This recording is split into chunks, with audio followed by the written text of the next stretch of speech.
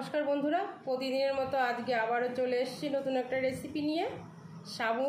সাবুর লাড্ডু। আপনারা তো অনেক রকম লাড্ডু খেয়েছেন, একবার এই লাড্ডুটা বানিয়ে খেয়ে দেখবেন। বানানো এতটাই সহজ আর এতটাই টেস্টি হয়, একবার বানিয়ে না খেলে বুঝতেই পারবেন না।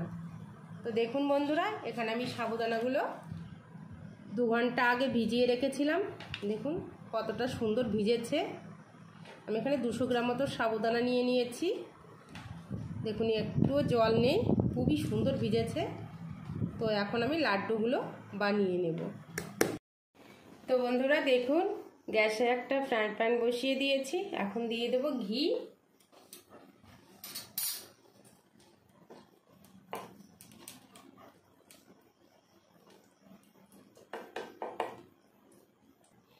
এবার সাবুদানাগুলো দিয়ে দেব।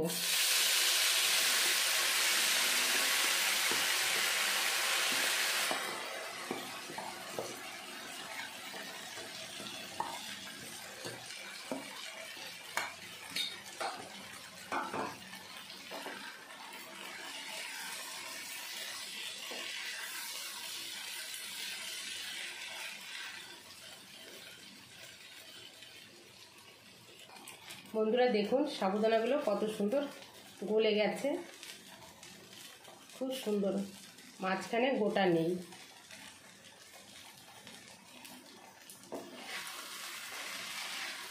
তো আমি ভালো করে নেড়ে চেড়ে নেব।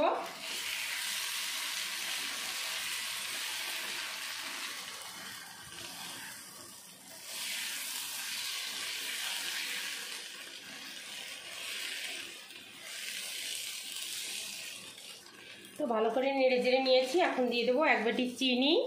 এখানে আমি 200 গ্রাম সাবু নিয়ে এনেছি, তার জন্য আমি 1 বাটি চিনি ব্যবহার করছি।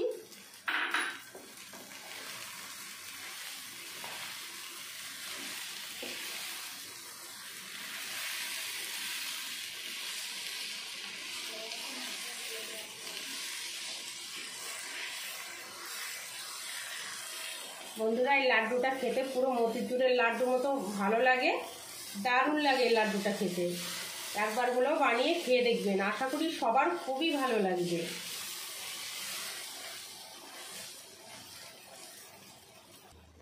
দিয়ে দেবো একটু ফুড কালার।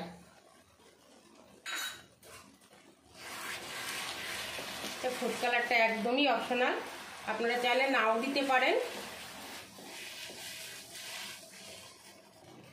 তো দেখুন বন্ধুরা কতটা সুন্দর কালার হয়েছে, দেখেই খেতে ইচ্ছে করছে। সত্যি এই লাড্ডুটা দারুণ টেস্টি হয়, এতটাই টেস্টি যে মুখে লেগে থাকার মতো টেস্টি হয়। তো এখন আমি দিয়ে দেব মগজদানা।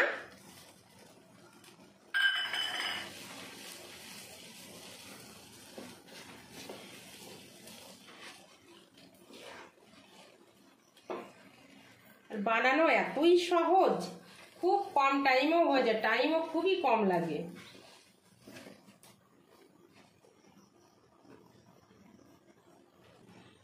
মতিচুরের লাড্ডুকেও হার মানবে এই সাবুর লাড্ডু।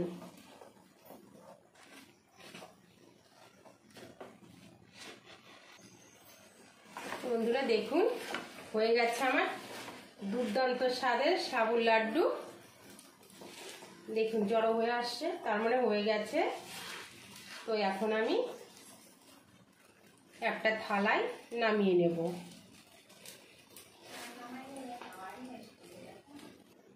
তো দেখুন এই পর্যায়ে নামিয়ে নিচ্ছি।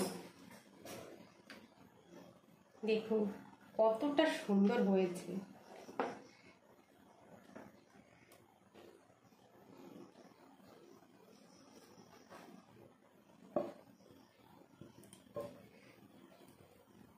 তো আমি এখন লাড্ডুগুলো একটু ঠান্ডা করে বানিয়ে নেব।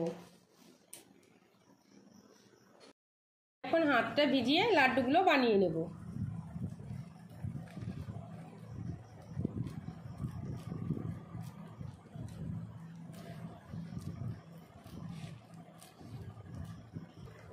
দেখুন বন্ধুরা আমি লাড্ডুগুলো একইভাবে সব বানিয়ে নেব।